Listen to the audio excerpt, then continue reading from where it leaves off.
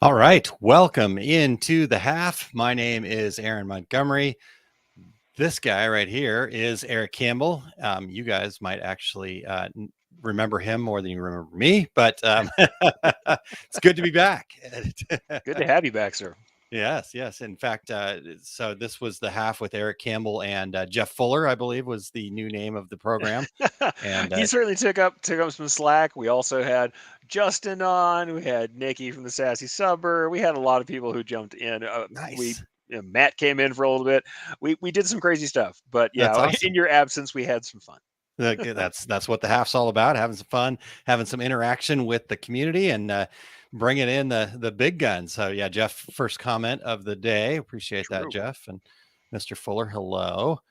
Ramona checking in this morning, Eric. Good to So have you that, in, Ramona. Thank you for being here. yep. And our friend Yosta, hello again. He was just with Yeah, us over on the two regular guys. Um, and yeah. Ch- Chuck's Ch- back in. Yep. Welcome back. Thank you, Chuck. It's good to be back. It's good to be back. Thank you guys for holding it down. So what was talked about while I was gone? What did you guys cover? What was the good What news? what didn't we cover? We talked about all kinds of things. I mean, honestly, as with the half, usually we covered all manner of topics from creative things to business things. But uh, all in all, the best thing we probably did was just, like you said, have fun and increase that conversation. Awesome. That's great. That's great. All right. Sheila says, you all are my Friday morning background music. I'll take it. I'll Yeah. take it. Are you, It works for me. Eric, will you get the dulcimer out and play us Uh, a little music or no? oh, definitely not. Okay. We'll definitely not be grabbing the dulcimer and playing a little morning music. Someday that might happen, but that will have to be pre-recorded because I am very rusty. All right. All I'm right. very, Well, very rusty. here's the deal. I am a much cooler person because I know Eric, because I had no idea what a dulcimer was until I met Eric. So thank you for Uh, that. if something is mildly weird that requires explanation, it's a good chance that I like it or I am into it. So yeah, that's how that works. But yeah. Yeah. Yeah. Yeah. Like I said, you make me a much more cool and diverse person. So I appreciate that very much. Hey, what do we always say, right? Consume broadly, create with focus. That's my motto. There you go. That means, hey, look at the weird stuff. Check out something that you might not otherwise think you like. That's why. Also, by the way, why my playlist, my music collection on shuffle will make anyone upset eventually. Somebody will not like something on that playlist eventually. Probably won't take long. But the other nice part about it though is Yeah, on that same playlist, somebody's going to love something off of there. It's at any absolutely given point true. in time. So You never know what you'll hit. all Well, you've right. been Well, road tripping quite a lot. I bet you know a little bit about playlists lately. yeah, well, I listen to a lot of podcasts and Of course, you know, of course. but we actually did also have a lot of the nice part about so we invested in a vehicle that was, our thought was, okay, we're going to probably do a lot more road trips coming up here, Yeah. and we need a nice car to be able to do that, plus take all the stuff that we need. So even when we weren't on a work trip, we went to Arizona on a family trip, we still somehow managed to fill up the back of the car with stuff that we, didn't need necessarily. But Of yeah, course. so we Of course. had a great road trip. I am super blessed that Kylene is happy to do some of the driving. In fact, she did a good majority of the driving, which allowed me Mm. time to sit there in the front seat with my laptop and continue getting things done, trying to get ready for that workshop coming up here on the 15th. Make sure got all my ducks in a row for that. And Yep. Before we go too far away from it, explain yeah, the workshop. Tell everybody what's coming up on the 15th. absolutely. So on the 15th, I'm going to be hosting it, calling it Growing Your Business Effortlessly, meaning strategic planning. The what Stephen Covey, if you're not familiar with Stephen Covey, Dr. Stephen Covey wrote a book that is probably one of the best selling quote unquote self-help books, 7 Habits of Highly Effective People. And in that book, he talks about everything has two creations: a first creation, the creation that happens in your mind up here, and then the actual creation of it. And the same thing goes for our businesses. We need to have that first creation. And I think what gets a lot of people is that they don't take time to do that first creation. They just Mhm. start throwing things against the wall to see what's going to stick, so to speak, right? That kind of an idea. Let's just try this. Let's try this. Let's try that, and just don't really have a clear plan. I'm not saying we have to like get crazy details down to like, what am I doing every minute of the day? Yeah, We're sure. talking about taking the grand vision of what do you really want your business to be, and putting some thought to that, putting that down onto a working document that we can reference as we move forward. And it allows us to actually be more efficient, because Yeah. we don't spend so much time worrying and trying to figure out what to do. We already have an idea, and now we have a guardrail, right? So even if Yeah. we, what some people might consider a mistake happens, if we do it inside this framework, that mistake is not going to be devastating. It's just going to be another learning opportunity. But if you're Yeah. just trying whatever, you could potentially get yourself in a situation where you make a big devastating mistake, right? That you can't recover from because you didn't have a plan and you went way far off of the road, so to speak. So that's what it's all about. That's what the workshop's about. So I Okay. call it effortlessly because honestly, there is no skill required for this. There is no special, oh gosh, Eric, I don't know if you can do this. This isn't going to work for you. No, anybody can do this. Everybody can do this. My 11-year-old has a business plan for one thing he wants to do. Right. Yeah. So, anyhow, so I will talk about this forever if you guys let me, but Well, no. Yep. oursuccessgroup.com/grow. Eric had it up there. Yep. Go ahead and grab that if you guys have a chance. But no, I think there's something to talk about that. We on the Tierler Guys show today, we had a late minute cancellation, so I kind of came in and started Yeah. probably soapboxing a little too much, talking about soft skills and things that are non-decoration skills we need to have.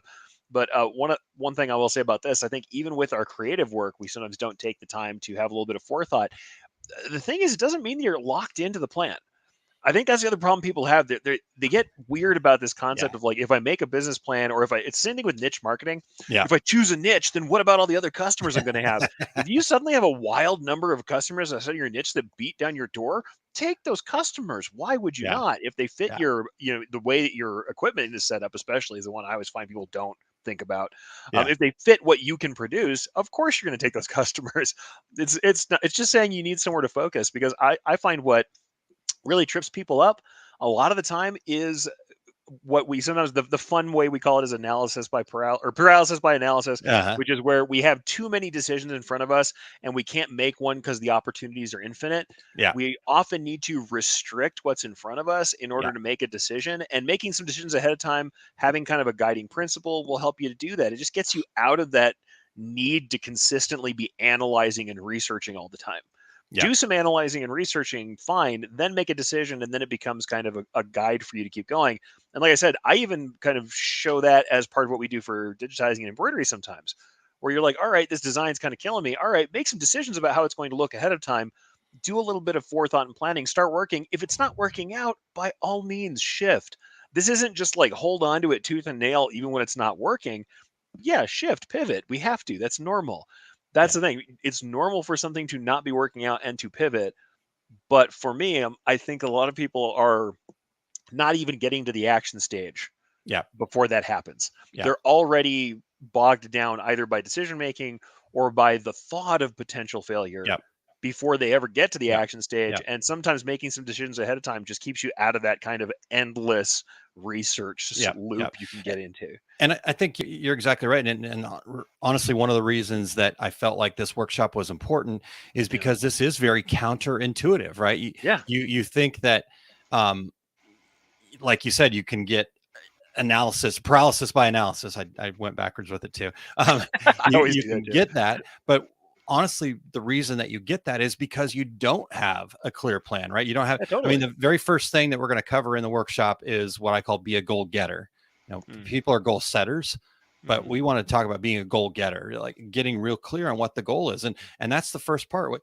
What is it that you want this business to be? Like, Yeah. do you Yeah. know exactly what your business should look like at its ideal peak of success, right? Does Yeah. it include employees? Does it, all of these things that you can think about. And this is where you get to dream big and be whatever you want to be. There are no mistakes. That's the other nice part about this. Is the other reason why I think that this is an effortless process, is there are no wrong answers, right? Yeah. This is an evolving tool, right? What your business plan is today might not be the same 6 months from now, might not be the same a year from now. but you're going to be heading in a forward moving direction once you do this. And I think that's kind of the big part of it. So, I think that.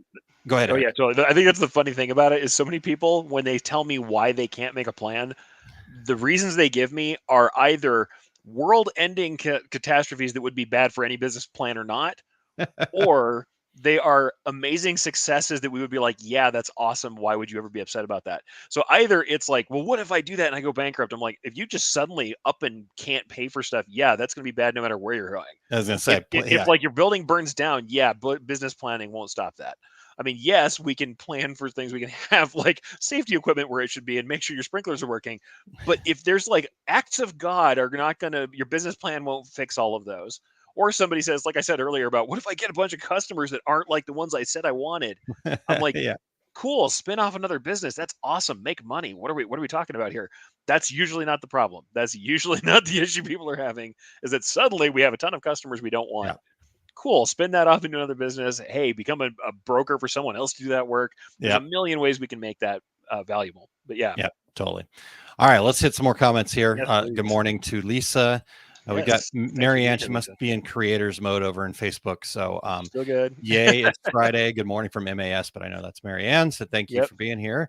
And Mina, hello from Mina. Canada. Yeah, nice. Thank you for being in. Yeah, Jeff says my 11-year-old has a business plan too. I do not. So Jeff, it's time to start changing that, sir.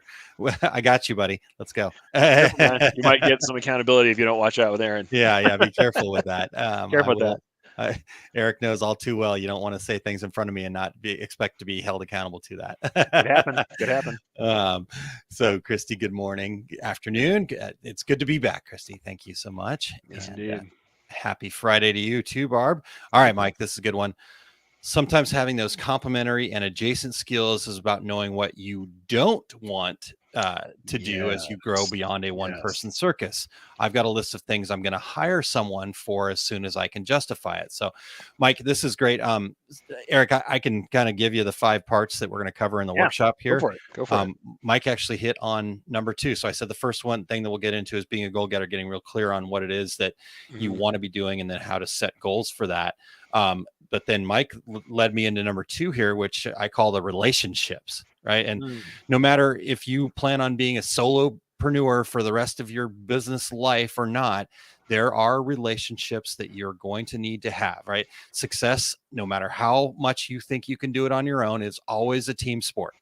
Whether that's, from your vendors, from, services that you use, maybe you're using an accounting service or a bookkeeping service or a virtual assistant or something like that. And I think Mike hit this one right on the head. What is it that, so we talk about that, the relationships, and a big part of that is just really describing what your role is going to be inside of the business at its peak idea of success, because then you can then make that list of what you don't like to do. I don't like doing the accounting. I don't like doing the, whatever it is. Sure.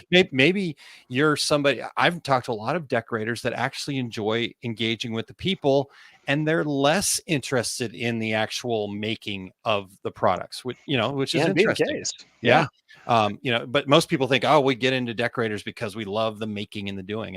And I honestly, I'm actually that type of person too. I like to set it up, but once it gets into the monotony of making things over and over again, I just don't do that well. Now, my wife is actually the opposite of that. Once she gets into that zone, my God, she just flows. It's incredible. But we have to understand that relationship. We have to understand those things. So I think a lot of what we do with this too, and I think we talk about soft skills, and funny enough, some of the soft skills are actually just kind of emotional intelligence and knowing ourselves. And this is hard for a lot of people. I'm going to flat out say this is very hard for me. Sometimes we get into our strengths and weaknesses and we look at that list of weaknesses as stuff we have to correct. Yeah. It's not always stuff we have to correct. You can sometimes lean into your strengths, hire your weaknesses, or not do things that are in your weakest category. Just avoid it altogether. Not do those things. Yeah. I mean, either by hiring that out or having someone else do it. Sometimes these are necessary things to the business. Sometimes they're not necessary at all. And we're just upset because it's something we know we don't do very well or don't love to do, or don't have passion about.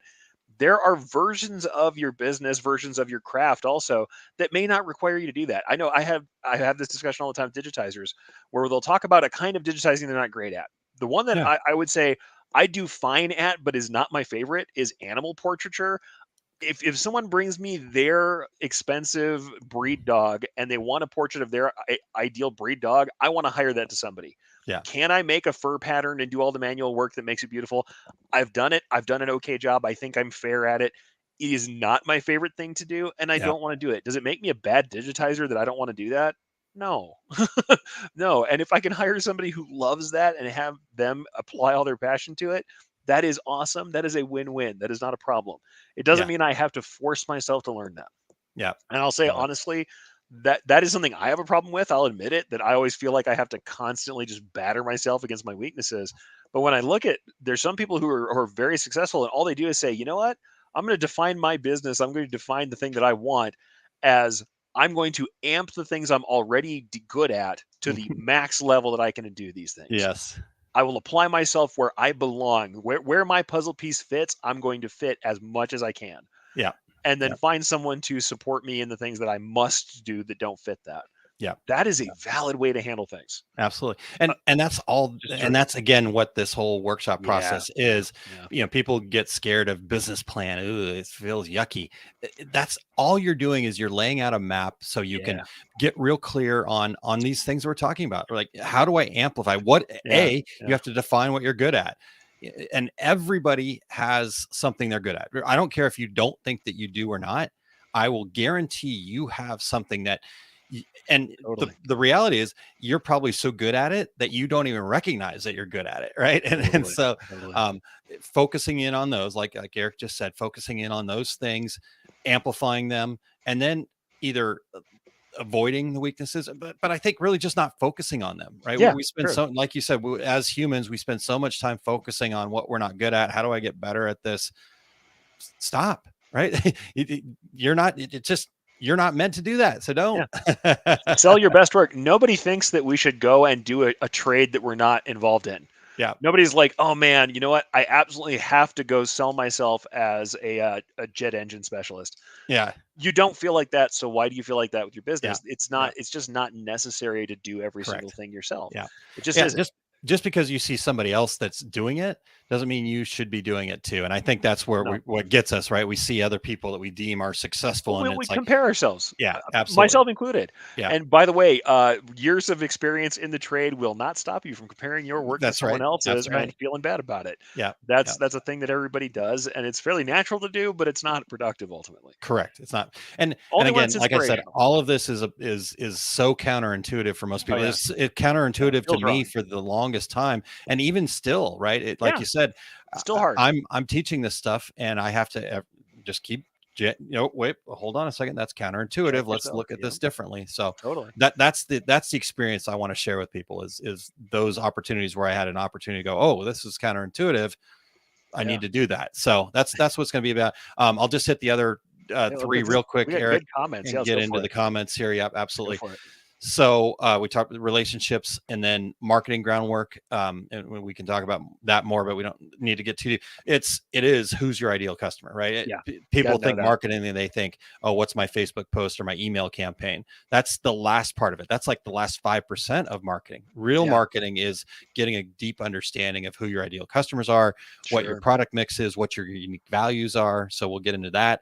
The next part is the numbers game, from knowing your numbers to actually having some budgeting going on for your business, including a time budget. So that's just a little quick thing. People don't think about that, right? If this Tough is a one. side hustle for you, you have a limited amount of time. Even if this is a full-time job for you, you still only have 168 hours in the week, right? You have Yep. 24 hours in the day, plus you've got to eat, sleep, and do other things in your life. So time is that resource. So we'll get into that. And then the last part I call the flow. It's Mhm. the workflow, the processes. How do we get more efficient? We have creatives that are very creative, but aren't very efficient. Business is all about how do you get more efficient. So let's take Yeah. that thing that we're good at, that we're creative with, and then make that repeatable over and over again. So it's workflow processes, policies, procedures, kind of Yeah. how we communicate with customers, that kind of thing. So It's good stuff. yeah, Yeah, I mean and that's the thing. I think, like we said, it's a balance of what I often consider hard skills or technical skills and soft skills. And I mhm, think that we often ignore one or the other. Yep. And most of the time, when we're talking about like the education that's out there, we're ignoring the soft skills in the industry. I think, or if not ignoring them, they're not as widely touted. But then I think sometimes you can also be the other way around, where you're like, wow, I'm great at communication. I really know myself. I'm good at the creative side of things. I understand, that stuff. But then you're not looking at your budget. You're not looking at your time. You're not. I tend to be Yep. the other. Yeah, I'm the other way. Better at communication, soft skills, not always great at scheduling. That's one of those things for sure, for All real. right. Well, we'll get you. We'll keep working with you, I know. Eric. I still have plenty to work on too, folks. Yeah, there you go. All right. Christy says, thanks to the Masters of MOS, it stands for Masters of Success. It's part of our success group. It's our Cool. mastermind program there. She says, I no longer have analysis paralysis. I'm better at making decisions and planning. And Yeah. I think Getting in the, reps too. yeah, the other nice part about all this stuff that we're talking about here, Eric, is people think oh, I'm organized or I'm creative or everything that we're talking about here is all learnable, right? And it doesn't mean that it has to be like the best thing that you're doing, but it's learnable and how to build it into who you are as a business. So I love it. So, 100%. And yeah, honestly, to add to that, when we look at, and this is kind of in a scientific context, when we look at people and how they feel about their growth, if you're the kind of person who believes that you can grow and learn and things that aren't inborn and aren't talent, you will. If you're the kind of person who thinks that you're born with it and that only people who are born with it can do it, you won't. yeah, Growth mindset is real. That is a measurable kind of thing. We can all learn. We can all do things. We can all get better at what we do through our efforts. yeah, And also the other thing is execution will vary over time. You're going to have high and low cycles where you're firing on all cylinders, or where you have a bad time and yeah, you're not making everything happen all the time. yeah, It's not a constant, and that's normal. yeah. That So is yeah, totally normal. two things we got to realize: we can all expand, we can all get better at Yeah, some weaknesses. Not that we always need to get everything up to the same level. And yeah, highs and lows are a normal part of just being. So absolutely, for real, folks, absolutely. And don't feel by that bad. kind of getting some of this stuff out and planned a little bit, that Yep, levels those helps you deal cycles with it. out a little bit more. Yeah. But you're absolutely right. Even when you level it out, there still will be highs and lows. It's just hopefully won't be as deep of a valley and high of a peak to climb, right? So For sure. For sure. all right. Yosta says, I have more than one goal, like 3, 5, and 7 year, and don't be afraid to replan. Yeah. And so totally agree with that. Again, what's our ideal, but then we got to get there. We got to build up to that. So, Yeah. and Jeff I says, love this one. Yeah. let me take great pictures and advertise this thing I hate doing. Whenever I tell people to show the work that you want to do, part of that is also if you have a kind of work within the industry that is your favorite thing ever that you're great at, keep showing that stuff, because it's the stuff that you show that people order. Yeah. That's You will attract the people who want that work if you keep showing it. Yes, there are times where people have really way out left field work that nobody wants, and that can happen. You can Yep. have a thing that you love doing that is just not currently desirable in your market. That can Totally. happen. Yep. Most of the time, when I see somebody showing the work they want to do and showing it to other people who are in their interest category, the more they show it, the more that's the kind of work they get. Yep. It's Agreed. just how it is. Mike says, "Oh, digitizing is a great example of being right down the middle. I Often like is. doing it and I'm getting better at it all the time, but I know I'm slow and I hire out most of it just to keep things flowing." I like that. And here's the thing to get rid of on this scale is so many people feel guilty about that. When I Yeah. first started Yeah. digitizing, don't get me wrong, I was digitizing full tilt within about 3 months of starting. That is really rare. It's not the normal way to do it necessarily, or at least it was at the time. It was very rare at the time. And even then, we were hiring stuff out. And later on, I started hiring stuff back out again when I realized that we had so much digitizing that needed to get done that it didn't Yeah. make sense for me to spend the time there. Or honestly, you guys know I did a lot of e-commerce. There were times where I realized, hey, it was more profitable for me to work on this new e-commerce project than it was for me to digitize every schmo logo that came in. Yeah. Sometimes that's the hard part of knowing the hard skills thing, where you have to say, all right, running the numbers, does it make more sense for me to spend 5 hours right now building a new store, or does it make sense to spend 5 hours on this left chest logo that's going on a dozen shirts? Yeah. Sometimes that calculus isn't the best, but it can help us to kind of look at that and know where we're headed. Yeah, totally. All right. Marianne says, that is one reason that love working for myself. I can either do what I love and pass on what I'm not feeling when I'm not feeling it. I always give them a reference to go to so I don't leave them hanging. Oh yeah. Absolutely. Always Yep. be the problem solver. They Yep. can always come back, but if you just shoot them down, they're not coming back. Yep. Totally. Letty talking to Jeff says, Jeff, I can't even get my kid to do this for me. So, Right. all right. Cindy, what's for lunch today? Looking for an idea. Any Eric, anything with chili, green anything with chili. chili, anything with chili. Anything with chili. But All that right. might just be the New Mexico talking. In All fact, I'm right. pretty sure it is. I just want some green chili. Yeah. Nikki says subs. There you go. There's your ideas for the day. Yep. Yep. Um, let's see. Nikki also late to the party. Party. Nikki, I would say Man, you missed when all the you are the gold. party, you're never late to it. So I think we're good. And here I thought we had a good one starting up, so I'm just gonna hashtag replay squad, Nikki. Come on. There you go. Yeah. Okay. Yosta says the learning and doing is 2 legs to go forward. Yeah. You need to shift right, left, right, not just do one. Absolutely. Yeah. Yeah, that's true. You're going to do these things to advance. You're going to have to learn and execute and keep going back and forth. Absolutely, it's a good metaphor for that. Yeah. For Yeah. real. All right. Cindy says when I show a special custom item, people call and want one the next day. They have no idea the time it takes to do a custom item. And you This actually is talked true. about this on Two Regular Guys today, Eric. Yeah, being really clear about what something takes, and that's one of the problems. Sometimes we want to communicate something and we like just show a really cool thing. Yeah. Very often we forget that we should probably put that information out there immediately. Yeah. We had this happen in a previous shop I worked at where we helped somebody with a custom fabric swatch. Like we did a big bolt of custom fabric for them. These days you could go to Spoonflower or one of those other services and have somebody print you out a big spool of fabric, a Yeah. bolt. You couldn't at the time. We sublimated a border in 18-inch swatches all along this thing. And we showed this piece and we showed the dress that Oh eventually got my. sewed into, but we didn't tell people how much that would cost and what a trouble it was for us and how long it took. And so everybody wanted it and no one could afford it. You have to tell people the real timeline and what it costs immediately. Now, Yeah. certainly it's something you might not just jump out of the gate and go, here's this immense cost. But the instant somebody asks in the comments, be clear that this is a custom piece. Don't hide it. Don't try and act like this is something you do every day if it's not. Because you will, like I said, the work you show is the work people ask for. Yeah. So number one, be careful what you show. Be sure you want to do that work.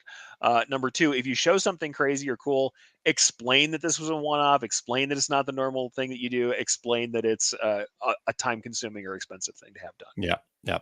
Now I know Nikki wasn't necessarily talking about what you were just talking about, but I'll just throw this up there that what you're saying is facts.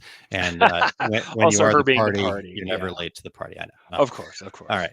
So back to the lunch thing. Cindy says it's hot today, something refreshing. So I will be eating leftover buffalo blue cheese mac and cheese from a place in Flagstaff that I was from the other day. That's I don't know if that's refreshing, but that's what I'm eating. So that's what I'll be eating today. Green chili is refreshing. I don't want to hear that. Yeah, I mean, like I said, New Mexico, no, green chili is always refreshing. Yeah, It's the best. It's the Subs. only thing you need. Sorry. So let's how on a typical week, Eric, how much green chili do you consume? As much as I can without causing myself physical harm. As much as I can while still leaving room for red chili. Okay. All right. Okay, so because like I always try and tell everybody, if you're from Albuquerque, you know, and if you know, you know. A Christmas every time. So Xmas on all of my receipts, folks.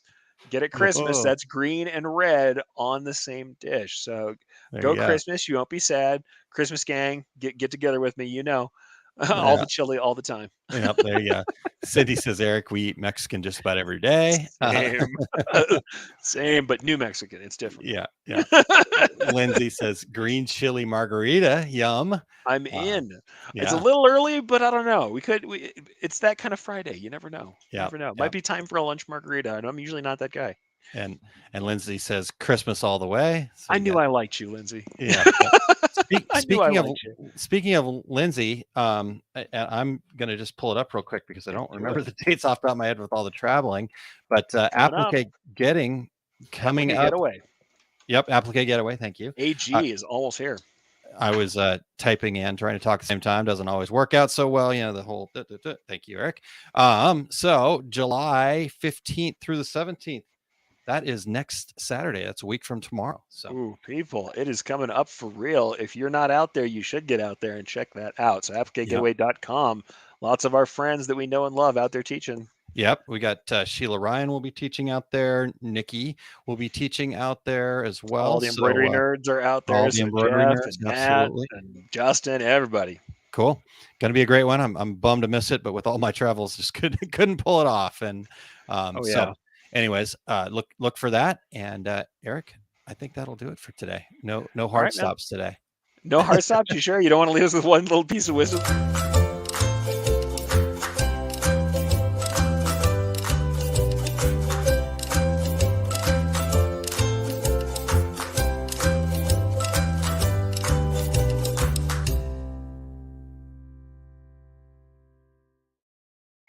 You let your guard down for 1 second. This is what happens. I'm out of practice. Everybody have a great day. Talk to you See soon. you.